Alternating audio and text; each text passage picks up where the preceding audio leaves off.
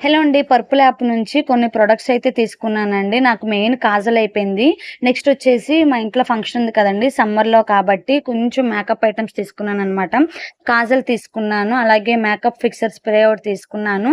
Next ఈ మధ్య బాగా చూపిస్తున్నారు కదండీ! ఎన్‌వైబే వాళ్ళది స్ట్రోక్ క్రీమ్ చూపిస్తున్నారు కదా! అదొకటి తీసుకున్నాను.